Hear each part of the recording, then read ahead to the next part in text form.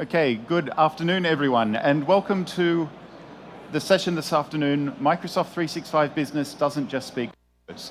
My name's Mark O'Shea, and funnily enough, it's a session not on Windows, but I'm a Microsoft Windows MVP. So let's jump in and talk about what Microsoft 365 Business is first, just so that we're setting the scene. So I guess show of hands, how many of you have heard of Microsoft 365 Business prior to this week? Okay, so a couple of you. How many of you are wondering or have come along to this session thinking, what is this Microsoft 365 Business? One, good, thank you. Okay, so the best way to explain this is if you're familiar with the Office SKUs and the Microsoft 365 SKUs, think of this that sits somewhere up between something that's sitting up between your Office 365 Business Premium, but below Microsoft 365 E5. So it actually contains like components from some of the top level SKUs, but added on to some of what you'd normally be getting with the SMB versions of Microsoft Office. So the thing that we'll focus on during the course of this session is really here the consistent security configuration across the devices, but what we'll be focusing on here is really the Android and the iOS side. But other things that we get in here, we do get things like Office 365 ATP. So this is just a standard part of that. So we get safe attachments protection, we get safe URLs. So just to give you an idea of some of the types of things that we include. So let's just quickly talk about what we'll jump in and demonstrate. I'll jump into this dashboard here, or the Microsoft 365 Business Admin Center.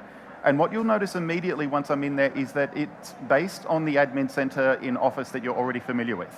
But you'll shortly notice, though, that there are some pretty big differences in terms of some of the options that we start getting presented in there. So rather than spending any more time in PowerPoint, let's jump over to the browser so we can start taking a look at some of these settings. So again, notice if you've used Office 365, any of the Office 365 SKUs, the big difference that you'll notice immediately is this is branded blue instead of orange. That's not the exciting thing in here.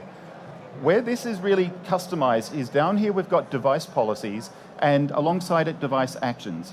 So let's jump in and take a look at device policies, and while I'm doing this, I'll explain what these device policies are. So all of the ones that you see listed here were created either in this dashboard or behind the scenes in some of the other dashboards or portals that are available to us. But if we jump in and take a look at the configuration, or actually probably best if we just create a brand new one, and we take a look at what we get here with Android and iOS. So they'll be the two feature ones. So for Android and iOS, we only get application management, or also now known as application protection policies. So what we start getting here is where we don't need to do an MDM enrollment of the device. Now, if you think about a lot of the devices that are being used in an SMB environment, in your own environments, for example, would you say that most of them are personally owned devices when it comes to phones coming in? As someone who brings your phone into the office, would you like your organization to insist that in order to do work outside of hours and to be contactable 24/7, that you have to enroll the device, which also gives them the ability to do a remote reset if you lose your device or think you've lost your device? Not a great selling point. With the application management, what we can do is just say, look, all we're doing is controlling data related to the company within the applications that are selected.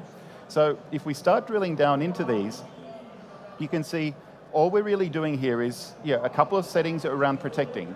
So this one here, protect work files from an inactive device after, and in this case it's 90 days. How many of you have got a phone sitting in a drawer that hasn't been powered on for a while? Okay, what's on that phone right now?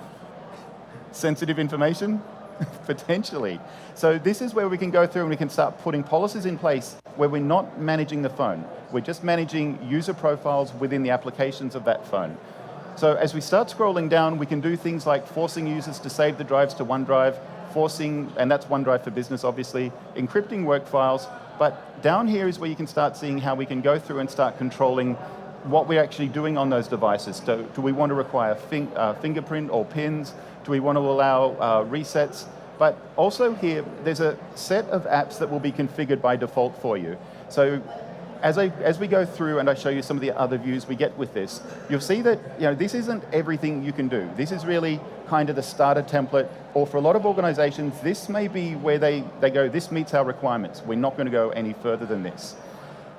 One of the things that did change though, as the April release or the April update of this product came out, Microsoft also added full MDM support for iOS and Android in here as well. But right now, as far as this team is concerned, this is the scenario that they're focused on, because it's really what a lot of people want. They like that idea of, we don't want to manage an end user's device. We don't want them getting upset with us when we do a remote reset of the device and they lose all of their photos that haven't been backed up. So let's just jump out of that. Oops. And if we go back over to home, now just the final thing I'll show you here before we do jump into some of the other dashboards where we can start working with this is when it comes to device actions, you can see here we can do things like remove company data. So with remove company data, I know that Megan has got some applications registered.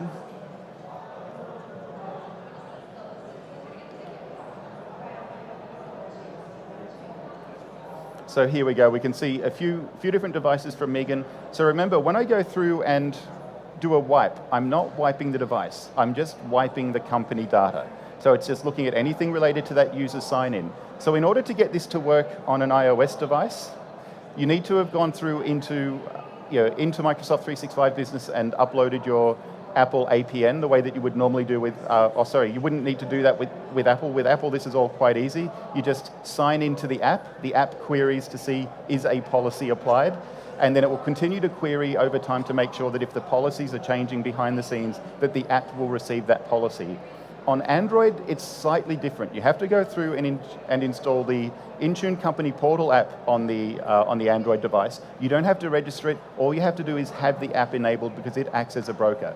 But once those steps have been performed, it means that we get this ability to go through and very easily start pushing policies down, doing resets, and knowing that even if we're slightly suspicious that a device may have been lost, we could issue that wipe command to those apps without fear of damaging anything else that's on the device. So let's just switch gears a little bit here, and we've got a couple of ways that we can start getting access to the full capabilities that we get with this new Intune capability that was added. So if we wanted to do the Intune mobile device management for iOS and Android, we could go through and do it through the Azure portal like people have been doing with Intune for probably the last year or so. Or alternatively, the other option that we've now got is the new Microsoft 365 device management dashboard.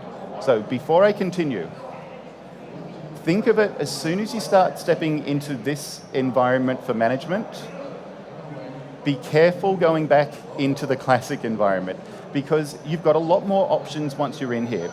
You saw that you had a very small set of features, and some of those things that you enable may be going through and enabling a few additional capabilities just based on that one switch. So in this case, if we go down, and even if we just want to take a look at what we've got here with those app policies that were configured, if I jump into app protection policies, so just to clarify, if I say mobile application management or MAM or app protection policy, it's all the same thing. They've had rebrands over time, and sometimes we do use some of the different terms. But if I take a look at that Android one that we saw, we can start getting some stats around, has it been used, is it checked in, the app count. Once we start taking a look at things like the general settings, just naming. Now, as we start going further down, this is where we can start seeing, okay, what are the apps? So you'll notice here that the apps that we saw in that previous screen have all been selected, but any other app that's been published to natively support this Intune app protection will be straight in here. So these are apps that you're getting straight from the appropriate, like in this case, the Play Store. If you're using iOS, it's coming down from the Apple Store. So these are things where you don't have to go and do some kind of funky wrapper around them. These are just things that are going to work with the native apps available from the store. So if I jump down to policy settings now, what we have once we're in here is this is where you can really start to fully appreciate all of the different options that are available for you for mobile application management. So there's a ton more that you can go through and do in here. And yeah, again, you might go, well, I like some of the default options that Microsoft is providing, but I actually need a little bit more, and these are some of the things that we can do in here. So if we go through some of the other things that I just want to highlight once we're in here, if I go back to app protection policies and say I want to create a new policy, we could go through, and if I say I want to support Android, you'll see that we've also got the ability to go through and start, oops, I should have gone back one level. Here I can actually start targeting specific ways of managing an Android device. So do I just want app protection? If I'm looking at rolling out Android for Work / Android Enterprise, these are things that we can also do through here. So we've got a lot of capability that's in here. So if you think about what's the best approach for you to take, really you've got to think about it in terms of, do you want that nice simplified console? And in a lot of cases, that's what people are going to start with, and over time they might realize, oh, we actually need to do one or two other things. And there's no harm in jumping in and doing those. But in this case, you can see that there's a lot more flexibility in here. So we don't need to save those changes. So the next thing that I just want to show you quickly is if we jump up to device compliance, device configuration, and if we jump to profiles, this is where you can really start to see how much we can do. I'll just type in Ignite.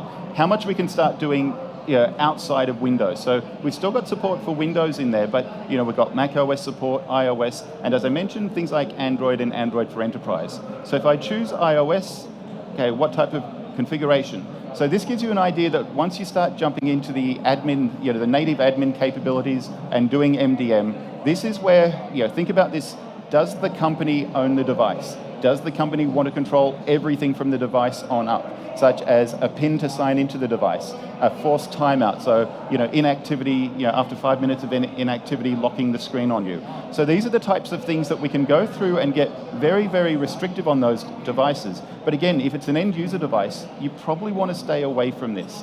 But if it's a work-issued device, you're well within your rights to go through and really go through and start configuring all of these different options as required. So let's just jump in and say, let's just look at a device feature. And just to give you an idea, we've got quite a few settings that we've got in here.